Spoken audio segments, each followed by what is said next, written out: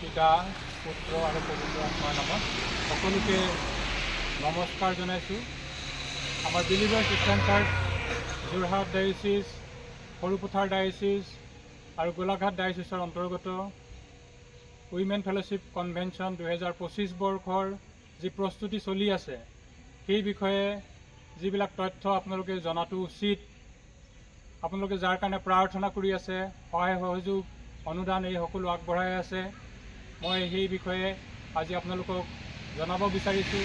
আৰু আমাৰ খ্ৰীষ্টানসকলে সেই বিষয়ে আপোনালোকক আজিৰ যি আপডেট ৰিপৰ্টবিলাক আগবঢ়াবলৈ গৈ আছে, মই আপোনালোকক সকলোকে আহ্বান জনাব বিচাৰিছোঁ।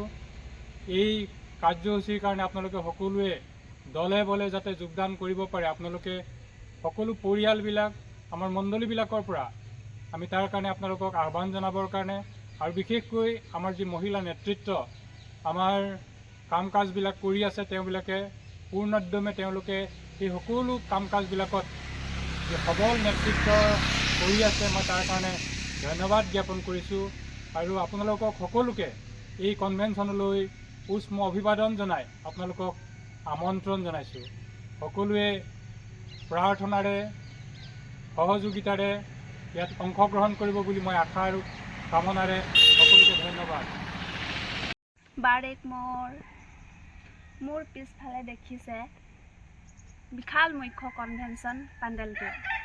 ইয়াত সকলোবিলাক হ'বলৈ গৈ আছে। মই আপোনালোকক নিশ্চিত কৰি দিওঁ, আপোনালোক কেৱল বহুতো কথা দেখা পোৱাই নহয়, যিবোৰ আপোনালোক আগতে কেতিয়াও দেখা নাই, কিন্তু ঈশ্বৰৰ মহান আশীৰ্বাদো অনুভৱ কৰিব। কেৱল আপোনাৰ বাবেই নহয়, আপোনাৰ পৰিয়াল আৰু আপোনাৰ মণ্ডলীৰ বাবে আশীৰ্বাদ হ'ব।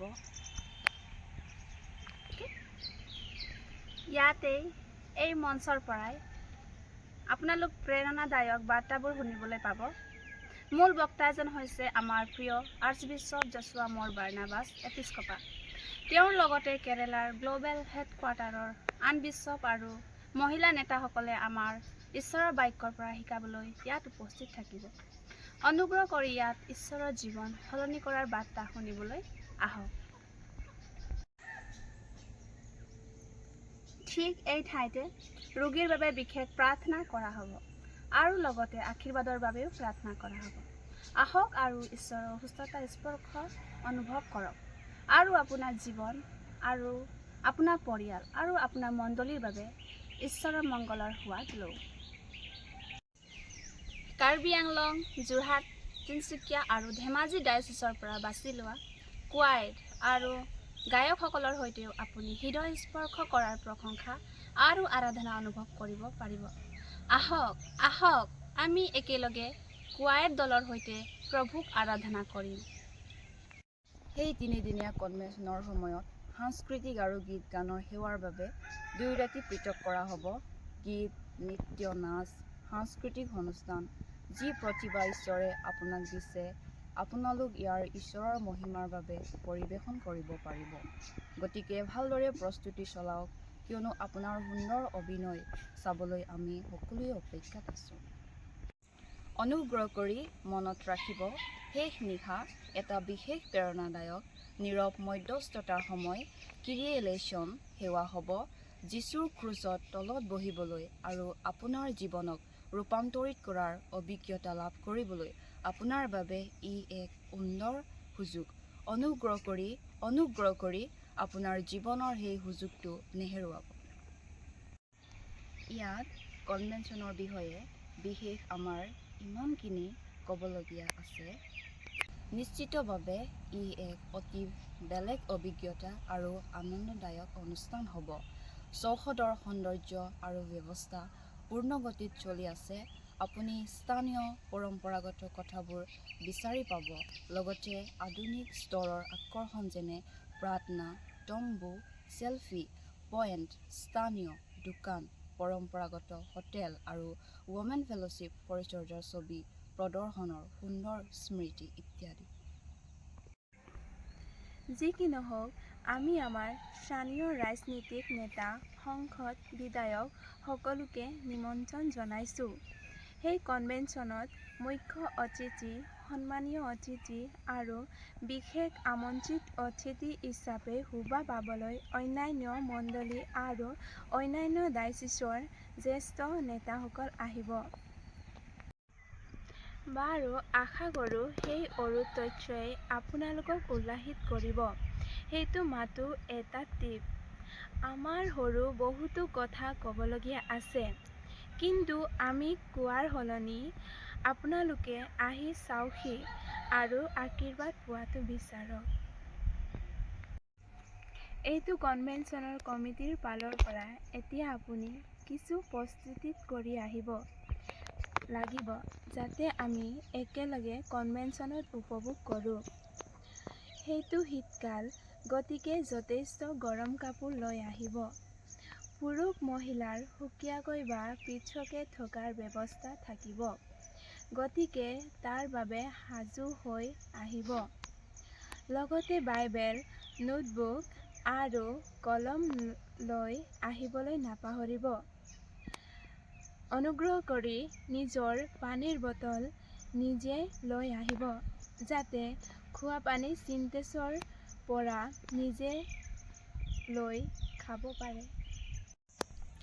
যদি আপুনি কেঁচুৱা বা সৰু ল'ৰা-ছোৱালী লৈ আহিছে, তেন্তে সেৱাৰ সময়ত আপুনি যাতে বাধা নহয় তাৰ বাবে এজন চোৱাচিতাকাৰী লোক লগত লৈ আহিব লাগিব। যদি আপুনি নিয়মীয়া ঔষধ খাই আছে, তেন্তে পৰ্যাপ্ত পৰিমাণৰ নিজৰ ঔষধ লৈ আহিব।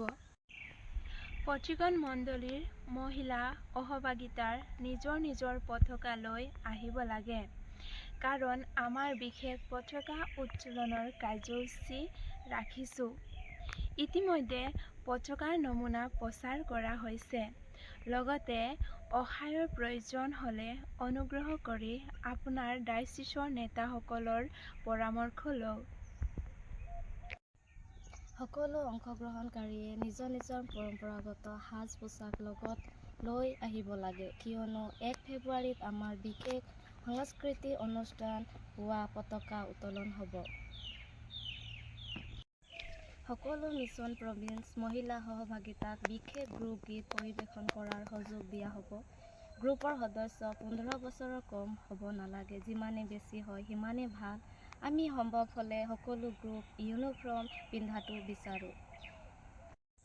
ঠিক আছে, লগত কিছু অতিৰিক্ত টকা-পইচা লৈ আহিব। অধিৱেশনৰ সময়ত আমাৰ 2টা বিশেষ দান থাকিব। আপোনালোকৰ অতিৰিক্ত ধনৰ প্ৰয়োজন হ'ব পাৰে, কাৰণ আমাৰ ওচৰত পৰম্পৰাগত আৰু আধুনিক সুস্বাদু খাদ্যৰ সৈতে ফাষ্ট ফুড হোটেল থাকিব। আমাৰ দোকানো থাকিব। বাইবেল, খ্ৰীষ্টিয়ান কিতাপ, বাইবেল কভাৰ, চাবিৰ শিকলি, প্ৰাৰ্থনা ৰছী, কেলেণ্ডাৰ, প্ৰতিজ্ঞাৰ কাৰ্ড আৰু অন্যান্য বিক্ৰী কৰা বস্তু পাব। সকলো অংশগ্ৰহণকাৰীয়ে পুৰুষ, মহিলা, শিশু সমিতি সদস্যকে ধৰি সকলোৱে পঞ্জীয়ন কৰিব লাগিব। প্ৰতিজন ব্যক্তিৰ বাবে পঞ্জীয়ন মাচুল মাত্ৰ 20 টকা। পঞ্জীয়ন কৰিলেহে আপুনি থকাৰ ব্যৱস্থা, খাদ্যৰ কুপন, প্ৰগ্ৰেম শ্বীট আৰু বেজ পাব। সকলো অংশগ্ৰহণকাৰীৰ বাবে এইটো এটা আৱশ্যকীয় বিষয় হয়। শেষত, অনুগ্ৰহ কৰি ডায়চিছৰ নেতা আৰু কমিটিৰ সদস্যসকলৰ বাবে ঈশ্বৰৰ জ্ঞান আৰু অনুগ্ৰহৰ বাবে প্ৰাৰ্থনা কৰক। তেওঁলোকে দিনে নিশাই কঠোৰ পৰিশ্ৰম কৰি আছে। আকৌ এবাৰ আমি আপোনালোকক আমন্ত্ৰণ জনাইছো যে অনুগ্ৰহ কৰি আহি আশীৰ্বাদ লাভ কৰক, যাতে আপুনি আৰু আপোনাৰ পৰিয়ালে এই কনভেনশ্যনৰ যোগেদি আশীৰ্বাদ গোটেই জীৱন কঢ়িয়াই লৈ ফুৰিব পাৰিব। ধন্যবাদ।